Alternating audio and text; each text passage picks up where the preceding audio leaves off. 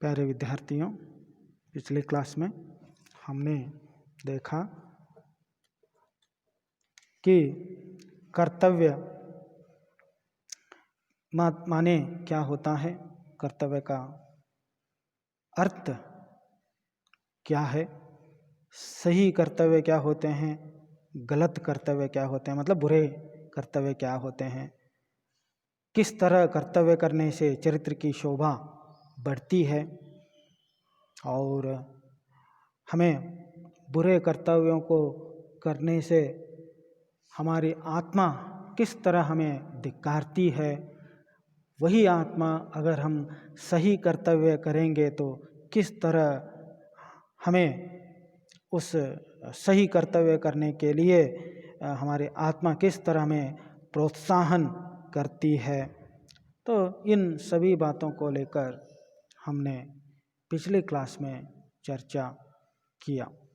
अब आगे देखेंगे, आगे हम उस बारे में डिस्कशन करेंगे, चर्चा करेंगे जो कर्तव्य के अन्य मार्ग कौन कौन से हैं, किस तरह के कर्तव्यों को हमें पालन करना है और क्या क्या हमें निभाना है, ये सब अब आज देखेंगे। देखिए, धर्म के अनुसार अगर हम करते हैं, न्याय से हम अगर हमारा कर्तव्य, हमारे कर्तव्यों को हम जब निभाते हैं तो हम जीवन में हमेशा सदा परम सुख पा सकते हैं। वही गलत रास्ता पकड़कर हम कर्तव्य करेंगे, काम करेंगे तो हमें हमारा जीवन दुखदायक लगने लगेगा, हमारा जीवन दुखदायक, कष्टदायक जीवन रहेगा, हमारे भविष्य ठीक नहीं रहेगा जब हम गलत रास्ते पर कर्तव्यों को करते जाएंगे। वही सही रास्ता पकड़कर अगर हम अपने कर्तव्यों को धर्म के मार्ग पर धर्म पालन करते हुए अगर हम कर्तव्यों को निभाते रहेंगे तो हमारा जीवन सही अर्थ में सफल हो सकता है। तो धर्म पालन करने के मार्ग में बहुत सारी कठिनाइयाँ आते हैं। उनमें से सबसे अधिक बाधा चित्त की चंचलता, उद्देश्य की अस्थिरता और मन की निर्बलता से पड़ती है। तो धर्म पालन के साथ साथ अगर हम कर्तव्यों का पालन करते रहेंगे, धर्म पालन करने के मार्ग में बाधाएं आते हैं। तो सबसे अधिक कौन से बाधाएं आते हैं? चित्त की चंचलता, मन की अस्थिरता। हमारा जो मन है तो वो अगर स्थिर नहीं रहेगा, हमारे अंदर एकाग्रता की कमी हो जाती है तो हम धर्म पालन करते हुए धर्म के मार्ग पर कर्तव्य कभी भी नहीं कर सकते। और उद्देश्य की अस्थिरता, हमारे जो उद्देश्य जो होते हैं तो वो अगर अस्थिर है, ठीक नहीं है, मतलब उसमें दुविधा है, उद्देश्य में दुविधा है, तो आगे जाकर मुझे क्या करना है, मुझे मेरा जो मकसद क्या है, मेरा जीवन का मकसद क्या है, एम क्या है, तो ये हमें स्पष्ट नहीं है तो धर्म पालन करने के मार्ग में बाधा पड़ सकता है। तो हमारे उद्देश्य स्पष्ट रहना चाहिए। मुझे आगे जाकर यही करना है, मुझे इसी उद्देश्य की पूर्ति करनी है। तो इस तरह के जो मन में विचार रखकर अगर हम आगे बढ़ते हैं तो वो भी धर्म पालन करते हुए आगे बढ़ते हैं तो हम बिल्कुल सफल हो जाते हैं, पूरा का पूरा हम उस दिशा में आगे बढ़ सकते हैं। और मन की निर्बलता, हमारी जो मन जो है, हमारे मन जो है वो निर्बल रहेगा तो ये सारे जो उद्देश्य की अस्थिरता, चित्त की चंचलता, ये सब होने लगते हैं। मन दृढ़ रहना चाहिए, निर्बल नहीं होने चाहिए। मन को सबल बनाने की कोशिश करनी चाहिए हमें। तो इसलिए लेखक कहते हैं मनुष्य के कर्तव्य मार्ग में एक और तो आत्मा के भले और बुरे कर्मों का ज्ञान, और दूसरे ओर आलस्य और स्वार्थपरता रहती है। एक और कर्तव्य मार्ग में, हमारे कर्तव्य करने के मार्ग में एक तरफ आत्मा के भले और बुरे कर्मों का ज्ञान, अच्छे कर्मों के भले कर्मों के ज्ञान एक तरफ, और दूसरे तरफ आलस्य और स्वार्थपरता, दोनों रहते हैं। बस मनुष्य इन्हीं दोनों के बीच में पड़ा रहता है, इन्हीं दोनों के बीच में दुविधा में पड़ा रहता है मनुष्य। और अंत में यदि उसका मन पक्का हुआ तो वह आत्मा की आज्ञा मानकर अपने धर्म का पालन करता है। अगर मनुष्य का मन पक्का हुआ तो दृढ़ हो जाएगा, तो सदृढ़ बन जाएगा, तो वह क्या करेगा? मनुष्य आत्मा की आज्ञा मानकर, आत्मा की बात मानकर धर्म का पालन करेगा, धर्म के मार्ग पर चलकर अपने कर्तव्यों को निभाएगा। यदि उसका मन, मनुष्य का मन कुछ काल तक दुविधा में पड़ा रहा तो स्वार्थपरता निश्चय उसे आ घेरेगी और उसका चरित्र घृणा के योग्य हो जाएगा। मतलब वो मनुष्य जब दुविधा में पड़ेगा, करूं या न करूं, हाँ, धर्म के मार्ग पर चलूं या अधर्म के मार्ग पर चलूं, तो इस तरह अगर दुविधा में रहेगा तो अवश्य ही स्वार्थपरता उस पर हावी होने लगती है और वो व्यक्ति अवश्य क्या करेगा? दुर्मार्ग पर जाने की कोशिश करेगा। और अगर दुर्मार्ग पर, गलत रास्ते पर अगर वो जाएगा तो उसका चरित्र घृणा के योग्य हो जाएगा, लोग उस व्यक्ति को अवश्य धिक्कारेंगे। इसीलिए यह बहुत आवश्यक है कि आत्मा जिस बात के करने की प्रवृत्ति दे उसे बिना अपना स्वार्थ सोचे झटपट कर डालना चाहिए।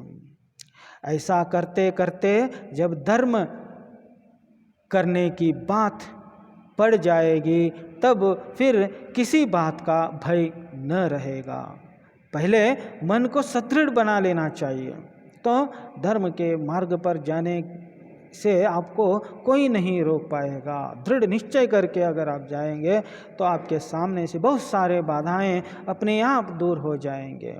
देखो, जब संसार में जितने बड़े बड़े लोग हो गए हैं इस जगत में, इस संसार में, इस दुनिया में जितने सारे बड़े बड़े लोग, जितने सारे बड़े बड़े लोगों के, बड़े बड़े कारनामे किए हुए लोगों के आप सुनते हैं, नाम सुनते हैं उनके नाम, महात्मा गांधी जैसे लोगों के, सुभाष चंद्र बोस जैसे लोगों के, और तो इस तरह के बहुत सारे नाम छोड़ के गए हैं, तो उनको याद करते हैं, उनके साधनाओं के बारे में हम देखा करते हैं हमेशा, तो उनके राह पर चलने के लिए हम प्रेरणा लेते रहते हैं। तो वे लोग क्या किए हैं, ऐसे कौन से काम किए हैं वे लोग इतने महान बने, इतने उनका नाम लेते हैं, इतना उनका आदर करते हैं हम, जिन्होंने संसार का उपकार किया है और उसके लिए आदर और सत्कार पाया है, जो लोग संसार का बहुत बढ़िया उपकार किए हैं। तो इसीलिए हम उनके नाम बहुत ही आदर के साथ लेते हैं और हम उनको हमेशा सत्कार का देते हैं। वे लोग, साधना किए हुए लोग हमेशा क्या करते हैं? सत्कार पाया करते हैं हमसे। उन सभी ने अपने कर्तव्य को सबसे श्रेष्ठ माना है, तो इसीलिए वे लोग सत्कार पाते हैं, क्योंकि वे लोग बहुत ही अच्छे काम किए हैं। वे लोग संसार का उपकार किए हैं, और वो भी किस तरह, अपने कर्तव्यों को सबसे श्रेष्ठ मानकर। वे लोग अपने कर्तव्यों को सबसे श्रेष्ठ मानकर आगे बढ़े हैं, अपने जीवन निभाए हैं। क्योंकि जितने कर्म उन्होंने किए उन सभी में अपने पर ध्यान देकर न्याय का बर्ताव किया। ये लोग जितने कर्म उन्होंने किए उन सभी में अपने पर ध्यान देकर न्याय का बर्ताव किया है। वे लोग आत्मा की बात माने थे, सही गलत का परख जाने थे, और जो सही था वही उन्होंने अपनाया। जो सही राह था, सही मार्ग था, उसी मार्ग को उन्होंने अपनाया। तो इसीलिए वे लोग इतने महान बने हैं। कर्म उन्होंने वैसे ही किए जो समाज के लिए सही थे। उन सभी में अपने पर ध्यान देकर न्याय का बर्ताव उन्होंने किया, तो इसीलिए वे लोग उतने महान बने हैं। जिन जातियों में यह गुण पाया जाता है वे ही संसार में उन्नति करती है। जो लोग सही मार्ग को अपनाकर सही मार्ग पर जो चले हैं, न्याय का बर्ताव किए हैं, तो सिर्फ और सिर्फ वही लोग उन्नति पाए हैं, और वे ही लोग उन्नति की ओर गए हैं, और संसार में उनका नाम आदर के साथ लिया जाता है। एक समय एक घटना को लेकर यहाँ पे लेखक कहते हैं, एक घटना का जिक्र करते हैं लेखक यहाँ पर। एक समय किसी अंग्रेज जहाज में जब वह बीच समंदर में था, एक जहाज समंदर में जा रहा था, अंग्रेजों का जहाज, और बहुत सारे लोग थे उस जहाज में। वह जहाज बीच समंदर में था। अचानक उस जहाज में एक छेद हो जाता है। उस जहाज में अचानक एक छेद हो जाता है, और उस पर बहुत सी स्त्रियां और पुरुष थे, बहुत सारे महिलाएं और पुरुष थे, और उसके बचाने का पूरा उद्योग किया गया। उन लोगों को बचाने का भरसक प्रयास किया गया। मतलब जहाज डूबने लगा, जहाज में छेद होने के कारण जहाज धीरे धीरे डूबने लगा। तो उस वक्त सबको बचाने का पूरा भरसक प्रयास किया गया, पर जब कोई उपाय सफल न हुआ, प्रयास तो हुआ बचाने का, लेकिन कोई उद्देश्य सफल नहीं हुआ बचाने का। जो उनके सारे प्रयास जो थे वो सफल नहीं हुए, और तब जितनी स्त्रियां उस पर थी सब नावों पर चढ़ाकर विदा कर दी गई। तो तब क्या हुआ, कोई उपाय नहीं बचा, तो उस जहाज में से छोटे छोटे जो नाव होते हैं उन नावों में स्त्रियों को बैठा दी गई। पहले स्त्रियों को बैठा दी गई और उनको भेज दिया गया, उनके जान बचाकर उनको भेज दिया गया छोटे छोटे नावों में। और जितने पुरुष उस पोत पर बच गए थे उन्होंने उसकी छत पर इकट्ठे होकर ईश्वर को धन्यवाद दिया। वे लोग स्त्रियों की जान बचाया उन्होंने, जो पुरुष थे उस जहाज में, वे लोग नावों में, छोटे छोटे नावों में उनको भेज दिया, उनके जान बचाया। और जो बच गए, नाव सारे खत्म हो गए, अब उनके जिंदा रहने का कोई उपाय नहीं था। वे लोग क्या करने लगे, डूबने वाली उसी उसी जहाज के ऊपरी भाग पर चढ़ जाते हैं, छत पर चढ़ जाते हैं और भगवान के नाम लेने लगते हैं, भगवान का नामस्मरण करने लगते हैं। वे लोग ईश्वर को धन्यवाद देते हैं। क्यों धन्यवाद देते हैं? धन्यवाद देते हैं कि वे जब तक अपना कर्तव्य पालन कर सके और स्त्रियों की प्राण रक्षा में सहायक हो सके, निदान किसी प्रकार ईश्वर की प्रार्थना करते करते उस पोत में पानी भर आया और वह डूब गया। तो वे लोग भगवान को यही धन्यवाद किया, इसी बात को लेकर धन्यवाद किया कि हे भगवान, हमें इतना मौका तो दे दिया तुमने, तो स्त्रियों की प्राण बचा सके हम, तो हम अपने कर्तव्यों को बखूबी हम आज निभाए हैं। अब हम इस जहाज में डूबकर मर जाए तो भी कोई हर्ज नहीं है। तो दूसरों की जान बचाने के लिए हमें मौका देने के लिए हे भगवान आपको बहुत बहुत धन्यवाद, इस तरह वे लोग कहते हैं। तो बाद में नाव, वह जहाज जो है वो डूब जाता है। उस जहाज के साथ साथ सारे पुरुष जो बच गए थे वो सब डूबकर मर जाते हैं। पर वे लोग अपने स्थान पर ज्यों के त्यों खड़े रह जाते हैं और उन्होंने अपने प्राण बचाने का कोई उद्योग नहीं करते, कोई कोशिश नहीं करते हैं। तो इसका कारण क्या था? इसका कारण था कि यदि वे अपने प्राण बचाने का उद्योग करते तो स्त्रियों और बच्चे न बच सकते थे। अगर खुद के प्राण बचाने की वे लोग कोशिश किए होते तो उस वक्त उस जहाज में रहने वाले स्त्रियों और बच्चों के प्राण नहीं बच सकते थे।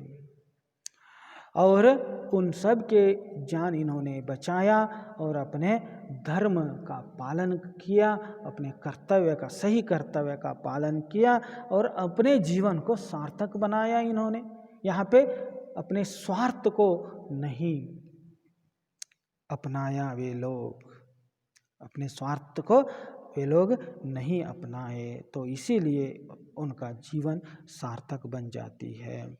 तो इसीलिए उस पोत के लोगों ने अपना धर्म यही समझा कि अपने प्राण देकर स्त्रियों और बच्चों के प्राण बचाने चाहिए। इसी के विरुद्ध क्या होता है? इसी के विरुद्ध और एक घटना घटती है। तो वे लोग धर्म का पालन करके स्त्रियों और बच्चों के जान बचाते हैं। लेकिन फ्रांस में भी इसी तरह की घटना हो जाती है। तो वहाँ पे वे लोग क्या करते हैं आप यहाँ पे देख सकते हैं। इसी प्रकार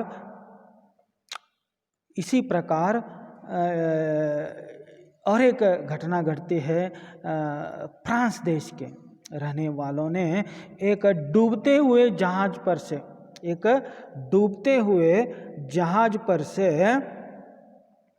अपने प्राण तो बचाते हैं। वे लोग अपने प्राण तो वे लोग बचाते हैं, किंतु उस पोत पर जितनी स्त्रियां और बच्चे थे उन सभी को उसी पर वे लोग छोड़ देते हैं। खुद यहाँ पे स्वार्थ सामने आया।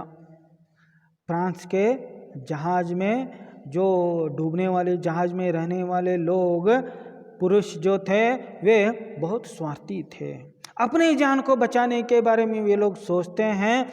और वहाँ पे क्या होता है, स्त्री और पुरुष भी थे, लेकिन उनके बारे में वे लोग न सोचकर सिर्फ स्वार्थ के बारे में सोचते हैं। तो तब क्या होता है, उन पोत पर जितनी स्त्रियां और बच्चे थे उन सभी को उसी पर छोड़ दिया। इस नीच कर्म की सारे संसार में निंदा हुई। तो फ्रांस के डूबती हुई जहाज में स्त्रियों और बच्चों को छोड़कर ये लोग अपनी जान बचाकर निकल कर तो आए बाहर, अपने जान तो बचा लिया, लेकिन वहाँ पे रहने वाले सारे स्त्रियां पुरुष डूबकर, उस जहाज के साथ डूबकर मर जाते हैं। लेकिन इस काम के लिए, इस तरह की घटना के लिए संसार आज भी उन लोगों को धिक्कारती है। ये धर्म नहीं है, ये मानवीयता नहीं है, ये सही कर्म नहीं है जो स्वार्थ के कारण अपने जान बचाकर दूसरों को मरने के लिए, डूबने के लिए छोड़कर आया उन्होंने। तो इसी प्रकार जो लोग स्वार्थी होकर अपने कर्तव्य पर ध्यान नहीं देते हैं, वे संसार में लज्जित हो जाते हैं, लज्जित हो जाते हैं और सब लोग उनसे घृणा करते हैं, घृणा करते हैं। तो वे लोग सिर्फ और सिर्फ घृणा के योग्य बन जाते हैं जो सिर्फ अपने स्वार्थ के बारे में सोचते हैं। वो संसार में लज्जित हो जाते हैं, उनके लिए संसार में कोई स्थान नहीं रह पाएगा। संसार उन्हें एक तुच्छ नजर से देखने लगता है। कर्तव्य पालन से और सत्यता से बड़ा घनिष्ठ संबंध है। अब तक कर्तव्य पालन के बारे में आपने देखा।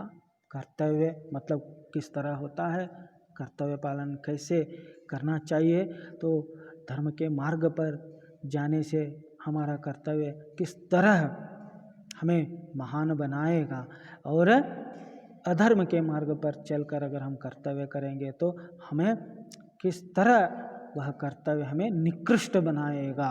तो इस बारे में हमने अब तक देखा। अब सत्यता को लेकर थोड़े बहुत चर्चा करेंगे।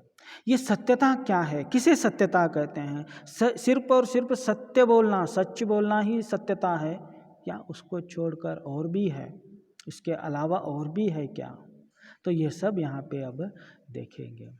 तो इसलिए यहाँ पे नेक्स्ट पैराग्राफ में लेखक कहते हैं, सत्यता को लेकर कहते हैं, कर्तव्य और कर्तव्य पालन से और सत्यता से बड़ा घनिष्ठ संबंध है। सत्यता और कर्तव्य पालन, इन दोनों के साथ बहुत घनिष्ठ संबंध है।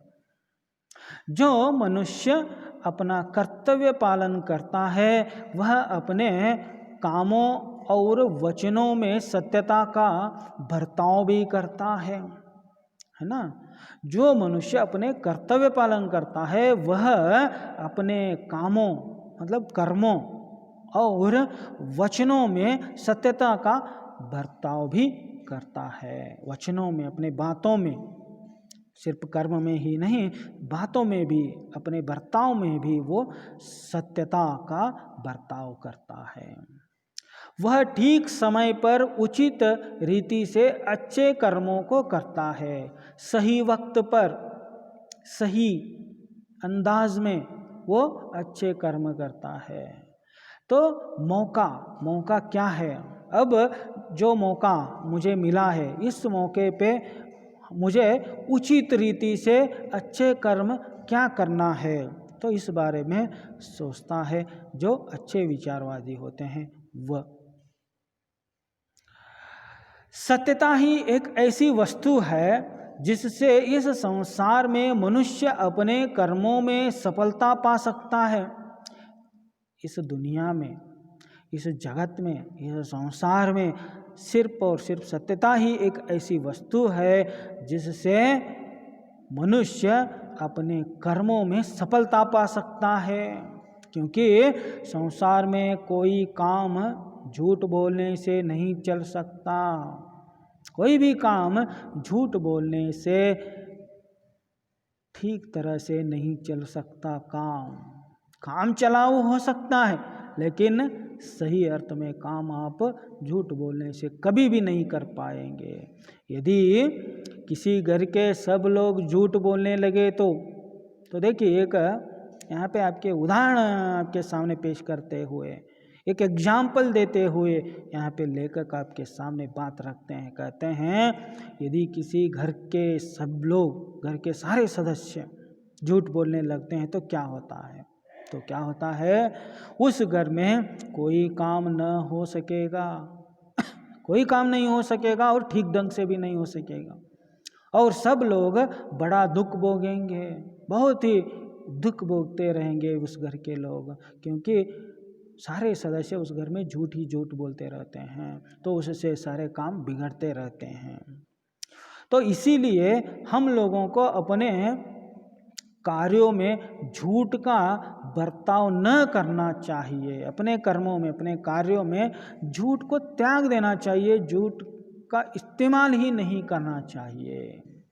अतएव क्या होता है, सत्यता को सबसे ऊंचा स्थान देना उचित है। अतएव सत्यता को ही सबसे महत्वपूर्ण स्थान हमें अपने कर्मों में देना चाहिए। संसार में जितने पाप हैं, झूठ उन सबों में बहुत ही बुरा है। झूठ की उत्पत्ति किससे होती है? पाप से होती है। पाप से, कुटिलता और कायरता के कारण होती है। झूठ की उत्पत्ति पाप से होती है, कुटिलता से होती है और कायरता से। इन तीनों चीज़ों से झूठ की उत्पत्ति हो जाती है। देखिए, अगर आप कोई झूठ बोल रहे हैं तो उसके पीछे आपकी कायरता हो सकती है, या आपकी कुटिल नीति हो सकती है, या फिर आपके काम जो पाप कर्म किए रहते हैं वो होती है। ये तीन चीज़ उस झूठ के पीछे, तीनों में से कोई एक चीज़ अवश्य होती है आपके झूठ बोलने के पीछे का कारण। बहुत से लोग सच्चाई का इतना थोड़ा ध्यान रखते हैं कि अपने सेवकों को स्वयं झूठ बोलना सिखाते हैं, पर उनकी इस बात पर आश्चर्य करना और क्रुद्ध न होना चाहिए जब उनके नौकर भी उनसे अपने लिए झूठ बोलें। तो क्या होता है, कोई अगर आप अफसर हैं, कोई अफसर हैं, तो आपको मिलने के लिए कोई आएंगे घर में, तो नौकर से पहले ही कह देना कि कोई मुझे पूछेंगे तो आके घर में नहीं है बोलना। तो नौकर क्या बोलता है, घर में अपने मालिक होते हुए भी आए हुए मेहमानों को, आए हुए लोगों को क्या बोलता है, नहीं है साहब, घर में नहीं है। तो इस तरह झूठ बोलता है। साहब घर पे होते हुए भी नौकरों से झूठ बुलवाते हैं। तो यहाँ पे नौकर झूठ बोला, लेकिन सही अर्थ में नौकर झूठ नहीं बोलता, बोलवाया जाता है, कहलवाया जाता है झूठ नौकर से।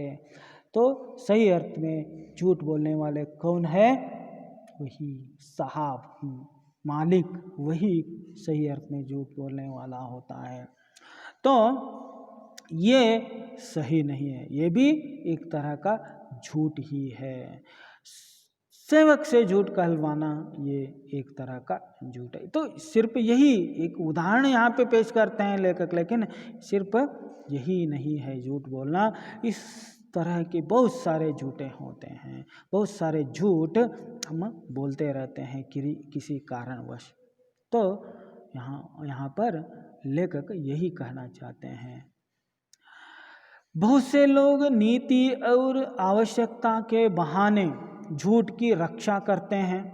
वे कहते हैं कि इस समय उस बात को प्रकाशित न करना और दूसरी बात को बनाकर कहना नीति के अनुसार समयानुकूल और परम आवश्यक है। तो इस तरह जो सही है उसको छुपाकर वो कहते हैं, क्या कहते हैं, इस वक्त ये जो सच्चाई बाहर लाना उचित नहीं है, ठीक नहीं है, झूठ ही सामने लाना चाहिए और दूसरे बातों को ही सामने लानी चाहिए। यही नीति परक है, यही नीति के अनुसार हमें काम करना है। तो इस तरह के बहाना बनाकर सच को छुपाने की कोशिश भी बहुत सारे लोग करते रहते हैं। और वे लोग फिर बहुत से लोग किसी बात को सत्य सत्य कहते हैं कि जिससे सुनने वाला यह समझे कि यही बात सत्य नहीं वरन इसका उल्टा सत्य होगा। उस प्रकार से बातों का कहना झूठ बोलने के पाप से किसी प्रकार कम नहीं है। नहीं, मैं सत्य बोल रहा हूँ, मैं सच बोल रहा हूँ, बात बात पर मैं सच बोल रहा हूँ, मैं सच बोल रहा हूँ, मैं सच बोल रहा हूँ। तो इस तरह कह कह के बीच बीच में बात करते रहते हैं, तो ये भी पूरी तरह मानने की यहाँ पे गुंजाइश रहती है। इसमें कितने सही है कितने गलत है मालूम ही नहीं होगा। सारे झूठ सत्य के रूप में जब व्यक्ति पेश करने लगता है तो सुनने वाले क्या करेगा, नहीं ये जो कह रहा है सत्य कहता हूँ सत्य कहता हूँ कहते हुए ये व्यक्ति जो कह रहा है तो ये सही नहीं है, तो सत्य कुछ और ही है, इस तरह समझता है सुनने वाला व्यक्ति। तो ये भी पाप से किसी प्रकार से कम नहीं है। और संसार में बहुत से ऐसे भी नीच और कुत्सित लोग होते हैं जो झूठ बोलने में अपनी चतुराई समझते हैं। इस जगत में ऐसे बहुत सारे लोग हैं जो झूठ बोलने में ही अपनी चतुराई समझते हैं, बहुत चाणक्य समझते हैं झूठ बोलने के लिए अपने आप को वे लोग, और सत्य को छिपाकर धोखा देने या झूठ बोलकर अपने को बचा लेने में ही अपना परम गौरव मानते हैं वे लोग। ऐसे लोग ही समाज को नष्ट करके दुख और संताप के फैलाने के मुख्य कारण हो जाते हैं। इस प्रकार झूठ बोलना स्पष्ट न बोलने से अधिक निंदित और कुत्सित कर्म है। तो ऐसे ही झूठ बोलने का है अलग अलग तरीके। देखिए, झूठ बोलना, सीधा झूठ बोलना वो एक तरीका, तो जो बात मालूम है सच्चाई मालूम है फिर भी न बोलना यह भी एक तरह का झूठ ही है। यह झूठ बोलने से भी अधिक कुत्सित कर्म होता है। ये झूठ को, सच्चाई को छुपा के रखना, सच्चाई को सामने न लाना झूठ बोलने से भी अधिक कुत्सित कर्म होता है। झूठ बोलना और भी कई रूपों में देख सकते हैं, सिर्फ एक दो रूप नहीं, झूठ बोलने का अनेक रूप हम देख सकते हैं। देखिए, सच बोलना एक ही रूप होता है, वो जो सच्चाई होता है वो।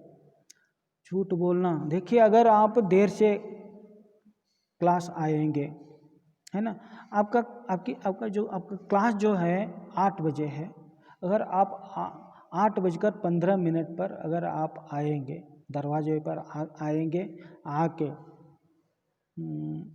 आप अंदर आने के लिए अनुमति पूछेंगे, तो हम आपसे पूछेंगे कि क्यों देर किया, क्यों देर हुआ। तो इस तरह पूछने पर सच बोलेगा तो एक ही उत्तर आएगा जो सच है, लेकिन अगर वो झूठ बोलना चाहेगा तो उसके सामने बहुत सारे ऑप्शंस खुल जाते हैं। कैसे, क्या बोलूं झूठ, गाड़ी पंचर हो गई थी, बस लेट हुआ, या फिर रास्ते में झगड़ा हो रहा था, या फिर स्ट्राइक थी हमारे गांव में, या फिर ऐसे बहुत सारे झूठ, कोई भी झूठ बोल सकते हैं आप। बहुत सारे ऑप्शंस है झूठ बोलने के लिए, लेकिन सत्य बोलने के लिए ऑप्शंस नहीं है आपके सामने। जो सत्य है वही एक ही ऑप्शन, सच्चाई। और जब सत्य बोलेंगे तब आपका मन बहुत हल्का हो जाता है। अगर जब झूठ बोलेंगे तो आपका मन और भी ज़्यादा भार हो जाता है, अत्यधिक आपको सताता रहता है कि ये तुमने झूठ बोला। तो ये होता है झूठ बोलना। तो अनेक रूप होते हैं झूठ बोलने के लिए। जैसे देखिए, चुप रहना, है ना, सच्चाई जानते हुए भी चुप रहना, यह भी एक तरह का झूठ है। किसी बात को बढ़ाकर कहना, किसी बात को बढ़ाकर कहना, यह भी एक तरह का झूठ है। अगर कोई व्यक्ति एक छोटा सा सांप देखता है तो देखकर यहाँ पे आके कहता है कि इतना लंबा सांप देखा मैंने, इतना बड़ा सांप था जो इतने 10 फीट का था, 20 फीट का था। तो इस तरह 1 फीट के सांप को 10 फीट का बनाकर प्रस्तुत करना, कहना, तो ये भी एक तरह का झूठ है, बढ़ा चढ़ाकर बोलना। और किसी बात को छिपाना, किसी बात को छिपाना भी एक तरह का झूठ है। किसी बात को छिपा के बैठना और वेद बदलना, वेद बदलना, जो सही है उसको बदल कर बोलना, कुछ जो सही है, जो कहना है वो न कहकर कुछ और कहना उसके बारे में, वेद बदलना, तो वो भी एक तरह का झूठ है।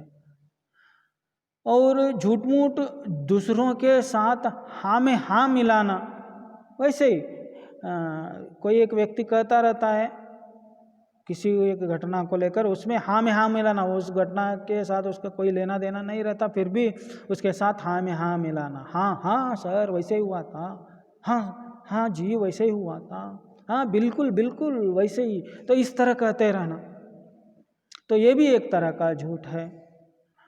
और प्रतिज्ञा करके उसे पूरा न करना, आप प्रतिज्ञा करेंगे किसी एक बात को लेकर लेकिन उसका पूरा न करेंगे तो वो भी एक तरह का झूठ ही है। और सत्य को न बोलना, सत्य को जानते हुए भी अगर आप सत्य को नहीं बोलेंगे तो भी वो भी एक तरह का झूठ है। और इस तरह अनेक प्रकार के झूठ बोल सकते हैं आप, जबकि ऐसा करना धर्म के विरुद्ध है, ऐसे करना धर्म के विरुद्ध है। तो ये सब धर्म के विरुद्ध हैं। और तब ये सब बातें झूठ बोलने से किसी प्रकार कम नहीं है, झूठ बोलने से किसी प्रकार कम नहीं है ये सारे बातें। और फिर ऐसे लोग भी होते हैं जो मुंह देखी बातें बनाया करते हैं, मुंह देखी बातें बनाया करते हैं, आगे सामने वाले के मूड देखकर बातें बदलना। तो इस तरह के मुंह देखी बातें बनाने वाले जो होते हैं, परंतु करते वही काम है जो उन्हें रुचता है। मुंह बातें बनाने वाले जो होते हैं, बातें तो कहते हैं लेकिन करते वही है जो अपने मन में है, जो बातों में कह रहते हैं वो नहीं करते हैं वे लोग, जो मन में है वो काम तो वही करते हैं लेकिन बातें तो कुछ और कहते रहते हैं। तो ये भी एक तरह का झूठ होता है। तो ऐसे लोग मन में समझते हैं कि सबको कैसा मूर्ख बनाया, कैसा मूर्ख बनाकर हमने अपना काम कर लिया, इस तरह सोचते रहते हैं वे लोग, ऐसे झूठ बोलने वाले लोग।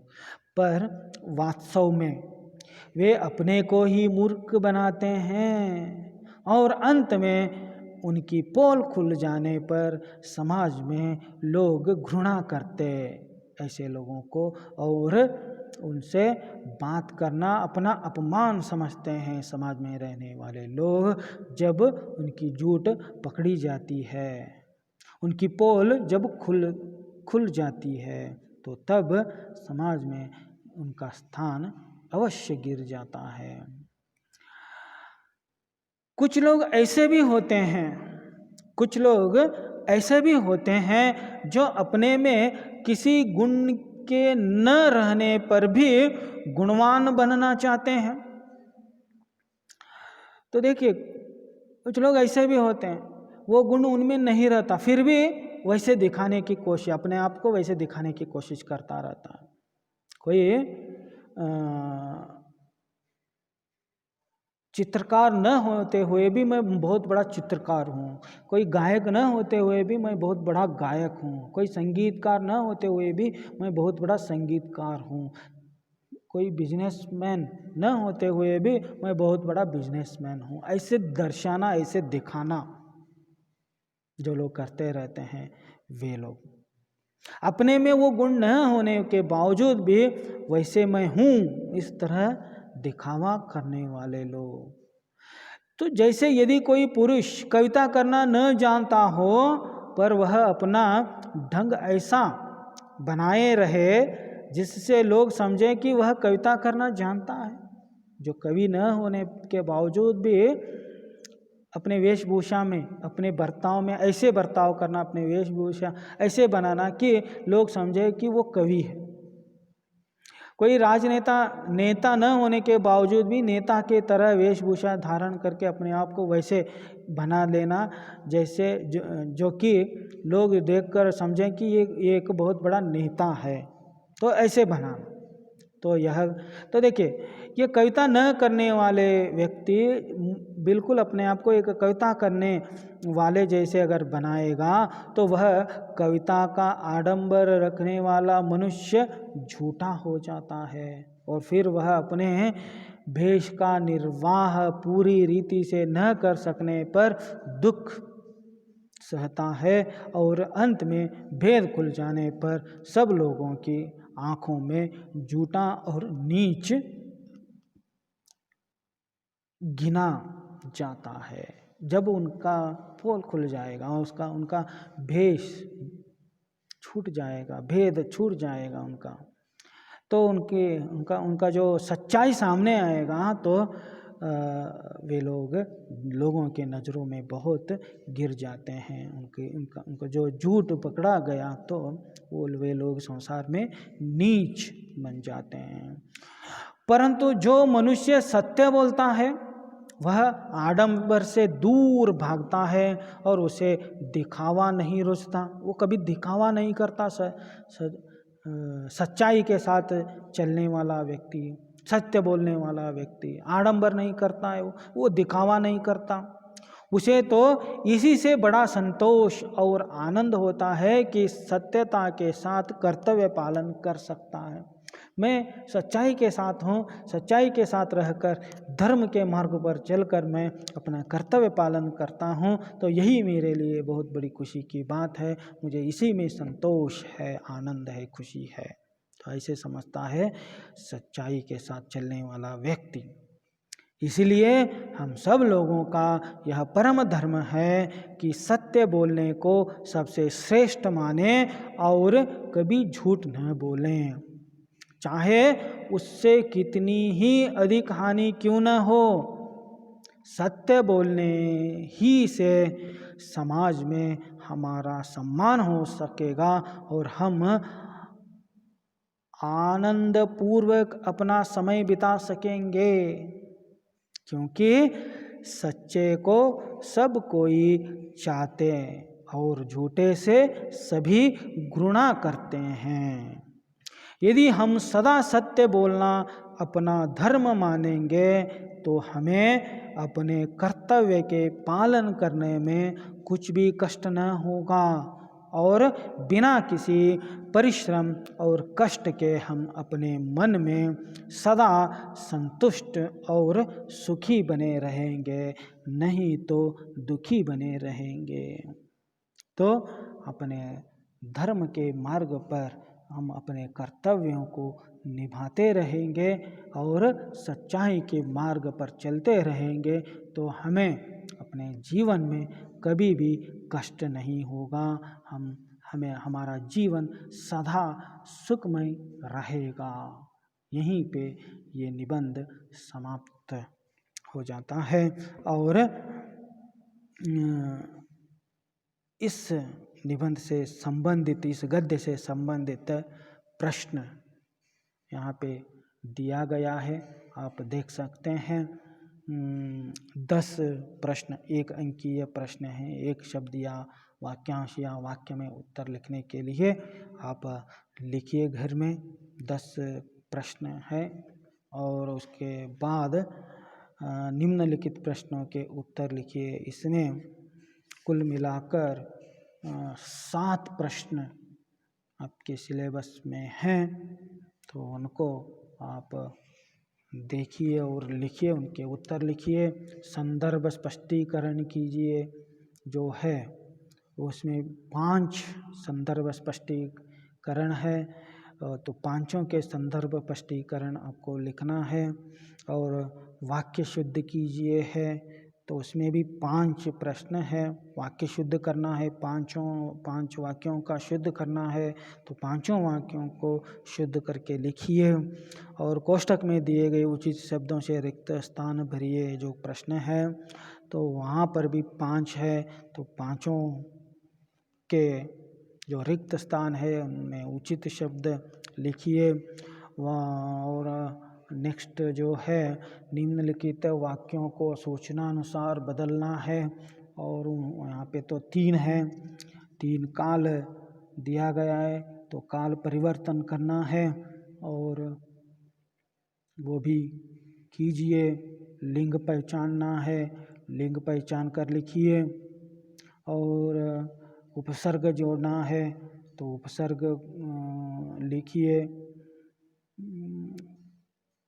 5 जो शब्द हैं उनके उपसर्ग लिखना है, तो उनके उपसर्ग लिखिए।